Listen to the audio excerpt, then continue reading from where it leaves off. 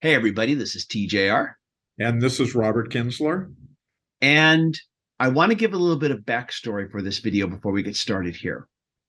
The other day, I get a call from Robert, and he says, Hey, I've got an idea for a video. And he tells me him and his wife came up with the idea of doing a follow up to the video we did regarding Rolling Stone's top 200 singers list of greatest singers of all time.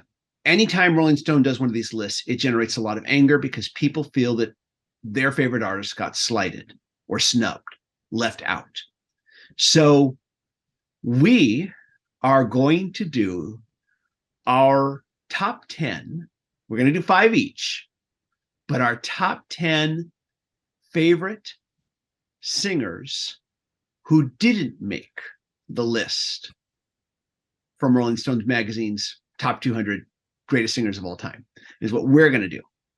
And we are going to encourage everybody who didn't like the results that they saw to publish their own lists of singers who didn't get into the Rolling Stone list. We're going to encourage you to put it on Facebook, publish it to Facebook, publish it here in our comment section, publish it on Twitter, encourage others to do so.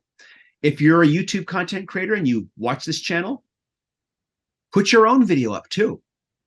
And let's encourage everybody to do this, just to create your own list of singers who did not make Rolling Stone's top 200 singers list and publish it somewhere on the internet and encourage others to do so.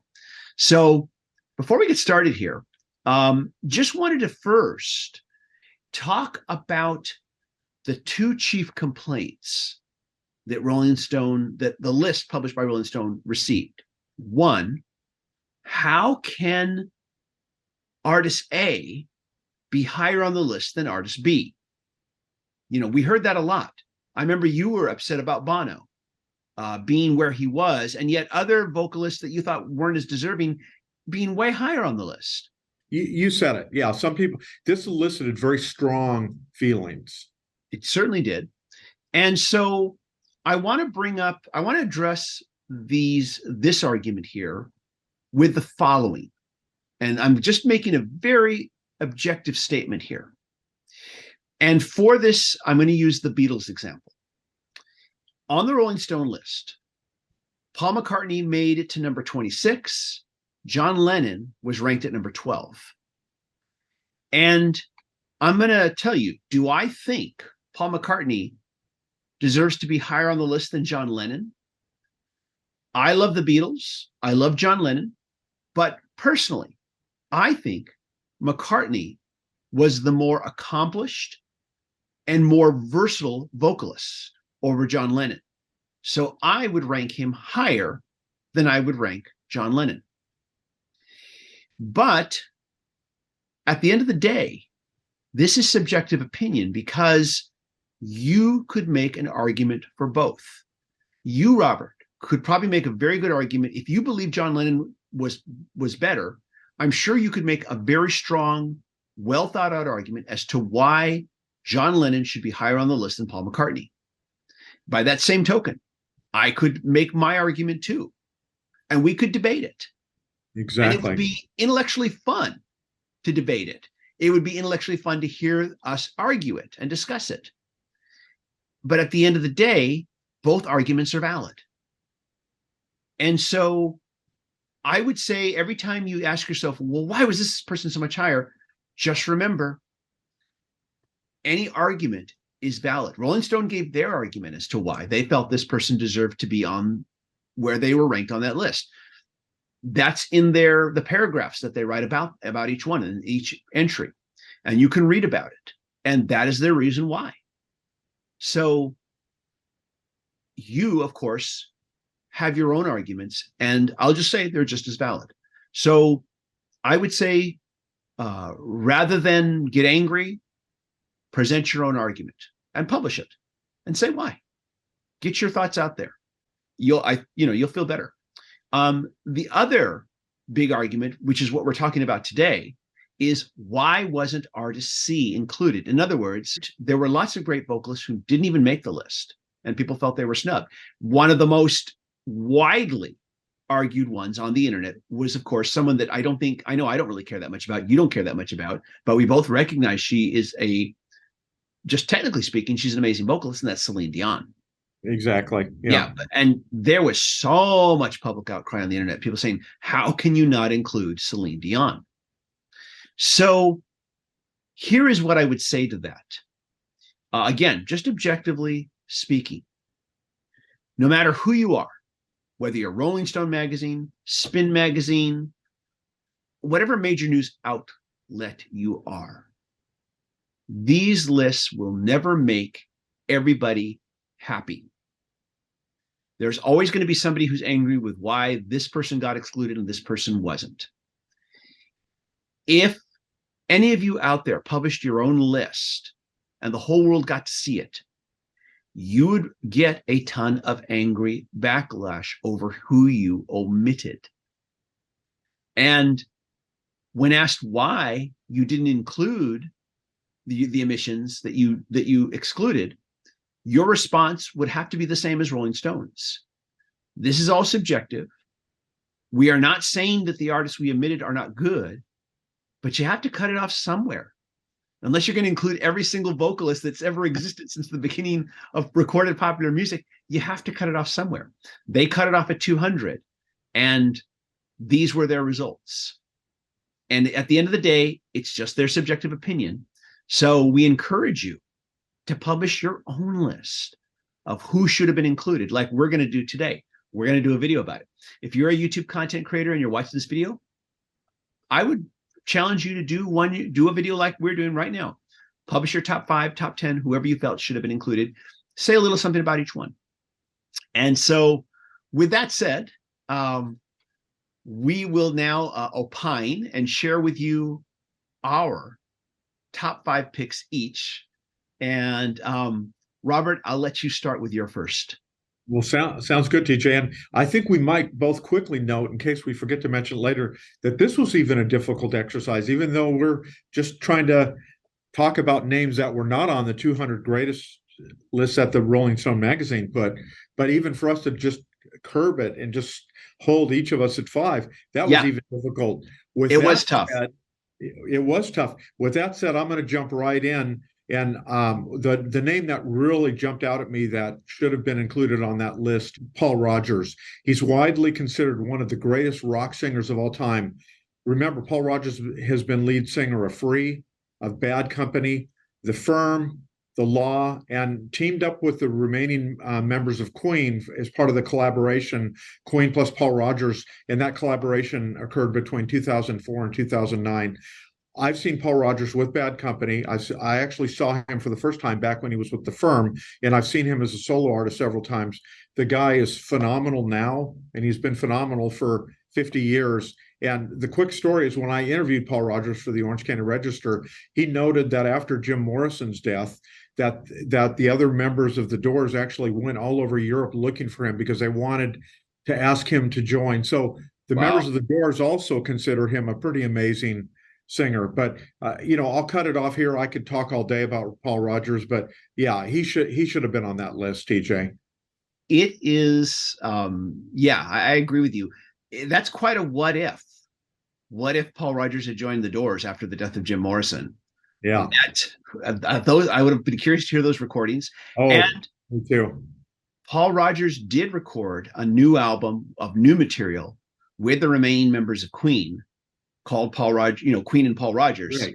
And we have to talk about that album someday because nobody talks about it. I'm actually a big fan of that album. So, and one of my big regrets is, although I saw Queen 4 times back in the day with Freddie Mercury, I never got to see Queen with Paul Rodgers, and it's one of my big regrets. Yeah, we should talk about that someday. Yeah, make a mental note on that one.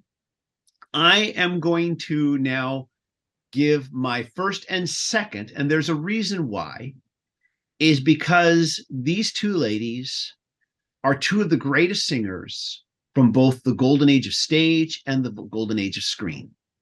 And I'm talking about Judy Garland and Julie Andrews. When we were doing our top 100 songs of all time, which we're going to get back to and finish, you were the one who beat me to the punch and mentioned Judy Garland, Somewhere Over the Rainbow. One of the most beautiful vocal performances ever in the history of popular music. And yeah. And then Julie Andrews, of course, I grew up as a kid with Disney records, long before I could ever see, her in movies like Mary Poppins. I grew up as a kid with Disney records. And these are both just amazing female vocalists outside of the pop and rock genre that we normally discuss. But the sheer beauty, the heavenly beauty of these two women's voices is just staggering. What these two women, how they can make you feel with just the sound, the timbre of their voices. Right. So I mentioned them together. That's my first and second, and now I'll let you talk about your second. Well, yeah, and I'm almost jumping a little bit. A few minutes ago or a moment ago, I talked about the death of Jim Morrison. How was Jim Morrison left off this list? Yeah. I mean, the lead singer of the Doors, because we're not only talking, and I truly do believe Jim Morrison was a great singer. He unfortunately passed away very early, but not only was he a great, he had a very rich baritone, very powerful, but just what he did with that voice and his poetic delivery and just the theatricality and just everything. I believe his influence as a singer and as an icon remains as strong today as it did at the time of his death more than 50 years ago. And one of my all-time favorite singers for sure is Jim Morrison. Amazing front man who really could at times make a crowd get dangerous. Yeah, and that's true. Yeah. There's that line in the movie, the Doors movie, directed by I can't think of his name now. Oliver Stone, I think. Oliver Stone, thank you. Right. Where Val Kilmer playing Jim Morrison says, well, I can't sing, and the keyboard player portrayed by Kyle MacLachlan says, well, don't worry, Dylan can't sing either. Bob Dylan, not Bob Dylan, but actually Gene Simmons, in a recent interview, who said, hey, I've worked with Bob Dylan. And he said, a great singer is not always about what they technically can do with their voice. It's also about their thumbprint, and that their musical thumbprint, that who that is the moment they open their mouths when they sing. Yes, agreed. That's just a really identifiable voice. Yeah, exactly. And, exactly. Anyways, I'm going to move on here with what I think is also one of just the criminal oversights. I'm using a word that you like to use a lot, criminal oversights on that list. And I'm going to mention Ann Wilson. Of course, best known for her work with Heart, but has done some solo work as well. And just one of the great rock powerhouses, probably one of the best rock powerhouses of all time. Oh, yeah. Yeah. Able to sing with such sensitivity, one moment, and then suddenly just become ferocious. Right. Like a lion or lioness, I guess I should say. Right. Exactly. Yeah. I just can't believe she didn't make the list. So I'm bringing her up now. Yeah, I agree. I'm a huge Ann Wilson fan, and I agree with you very much there. I'm going to move on. The next singer I'm going to talk about, time for something entirely different. Mm-hmm. It's Nat King Cole, kind of like you were talking about, somebody like Judy Garland out of that golden age of song. He was an iconic jazz and pop vocalist, and he passed away and he was only 45. But his vocal performances remain as powerful today as ever. And again, he's someone, like you said, he has this immediate stamp. He comes on and right away it's Nat King Cole. And boy, could he there was so much emotional warmth and just beauty in his vocals. I've been a huge fan of his. My parents used to have his records when I was a little toddler, and I just always have loved him. Yeah. Unforgettable is the word for it. Yeah, exactly. So sorry, pardon the bad pun. I will move forward now and discuss what I think has to be one of the most distinctive voices in pop music since the 80s. And of course, I'm talking about Sting. Both his work with the Police, I'm a big fan of his work with the Police, and his solo work, which oddly enough, I I have to go back and reevaluate some of that stuff because I was not a big fan of a lot of his solo stuff right out the gate. Though he has made a few solo songs that I've enjoyed. I really need to go back and kind of reevaluate a lot of what he did solo and listen to some of those. My partner, Superfan, she likes both. She's a big fan of both the solo work and his work with the Police. And I really need to dig through her copies of her albums of his solo work and give some of those a re-listen and reevaluate them. I think it's time. But yeah, I can't believe Sting wasn't included. Yeah, and like you said, immediately Sting comes on, whether it's his work with the Police or his solo work, and right away you know it's Sting. Exactly.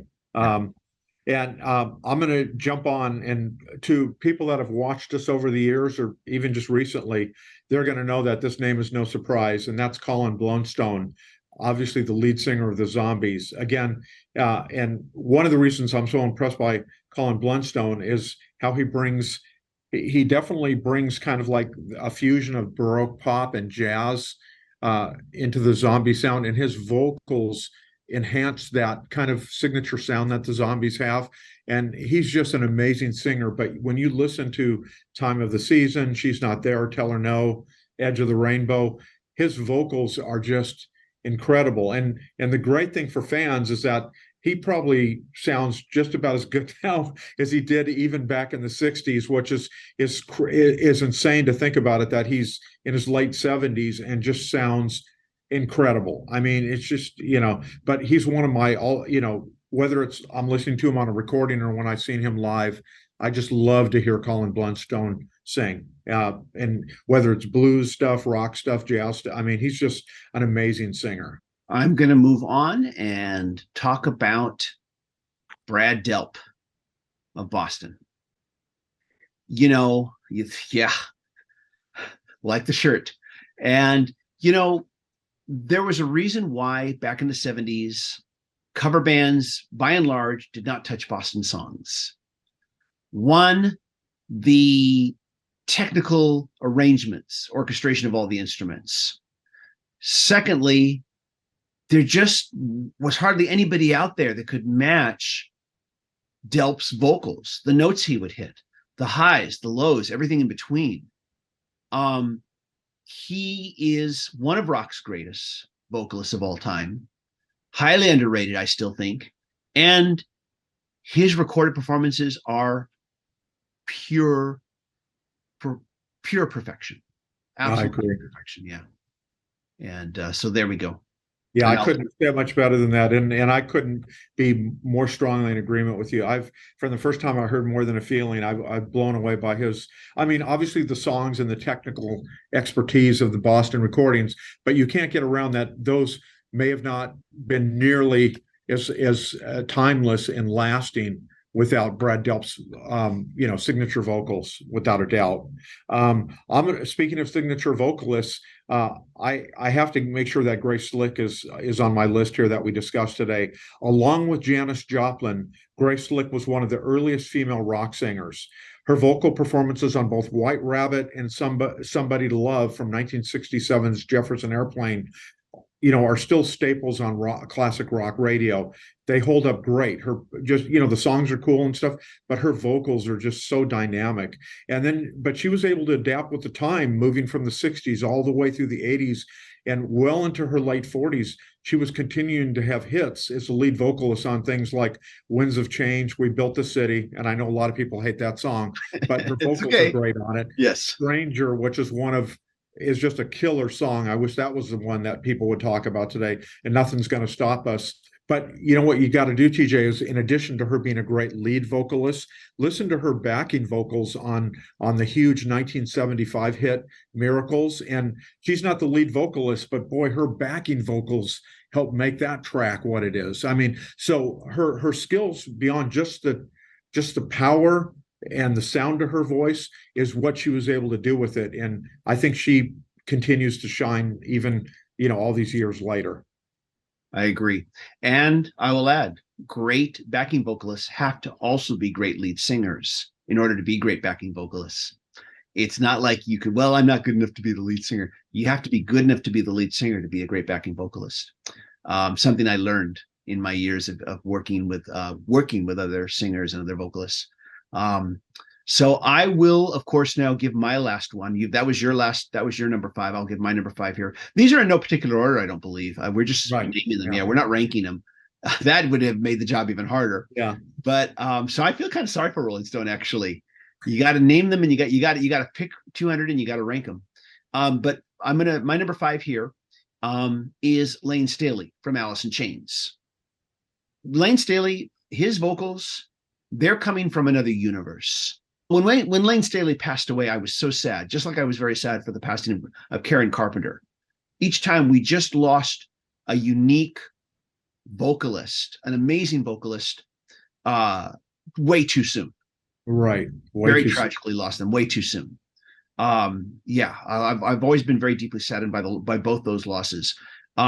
But yeah, Lane Staley and the band Alice in Chains, their music always sounded like it was coming from another universe. And part of that came from the band, and part of that came from his vocals. And so, yeah, he should have been included.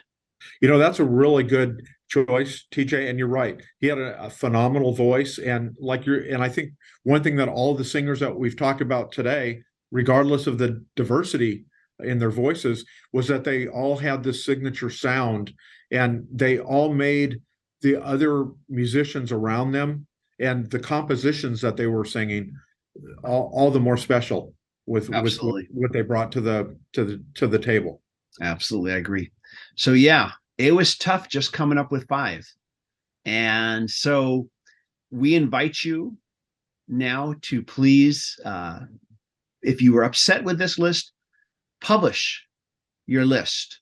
Who should have been included that wasn't? Put it on YouTube if you're a YouTube creator. Put it on Facebook. Put it on Twitter. Put it anywhere you can. Publish it anywhere you can, and encourage others to do the same. And I think, again, just remember, all this is subjective when what's coming from Rolling Stone or any magazine, because other magazines do it too. But Rolling Stone, I guess, being probably one of the first and biggest, we tend to take their lists with a lot more emotional weight. And there's nothing wrong with that. There's nothing wrong with that. But I think, remember, this is the internet age where we can all publish ourselves. So we recommend you go make your voices heard. And Robert, thanks for the suggestion, and thank your wife for this suggestion. It was a great idea. This was, we basically, you called me about this yesterday, and we basically had less than 24 hours to think about what we wanted, who we wanted to talk about, what we wanted to say, and just put this together. And it was a fun exercise, and it was really a lot of fun. Absolutely. Right. And even if nothing else, just put your list of who should have been included, 5, 10, however you want to do. There's no rules here. Put it in the comments if nothing else. And as always, if you like these videos, be sure to hit like, hit subscribe, hit the bell notification icon so you never miss a video. And if you want to show some support, there are 2 things you can do. Beyond that, you can also go to patreon.com/TJR the original and make a monthly pledge. Patreon supporters do get exclusive weekly videos not available here on the channel. Or you can just hit the super thanks button and make a little donation, and that'll help us out a great deal. We'll appreciate it very much. And otherwise, just thank you for watching. Thank you for making it to the end of the video, and we'll see you all in the next video. Take care, everybody. Bye. Bye, everyone.